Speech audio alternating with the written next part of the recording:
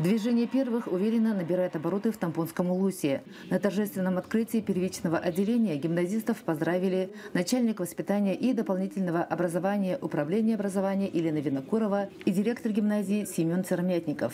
Также ребят приветствовали активисты детской общественной организации «Северное сияние». Я уже второй год активист, потому что мне нравится помогать пожилым людям. Мне хочется, чтобы в гимназии и в поселке процветала жизнь. Мне хочется, чтобы меня запомнили в гимназии. В Тампонской многопрофильной гимназии активно продвигают современные технологии в сфере робототехники. Осваивают предметы разной направленности в точке роста. Журналистские материалы публикуют юнкоры. Военно-патриотическим воспитанием озадачены юноармейцы. В рядах детской общественной организации «Северное сияние» около 60 учащихся.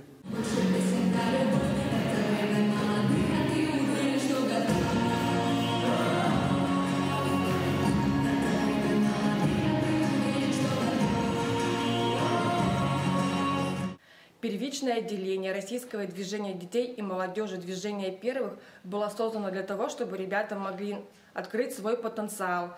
Также ребята могут найти здесь свое любимое и интересное дело, потому что существует 12 направлений. В будущем нас ждет много интересных встреч, мероприятий и открытий. Будьте первыми, будьте в движении. Создание первичного отделения «Движения первых» – это возможность получить новые ресурсы для молодежного сообщества и заявить о себе на новом уровне. Наука и технологии, экология и охрана природы, патриотизм и историческая память – около десятка направлений деятельности движения. Тампонским гимназистам есть где реализовывать свой потенциал. И в первую очередь они выбрали для себя волонтерство и добровольчество. Мария Винокурова, Хандага, Тампонский район.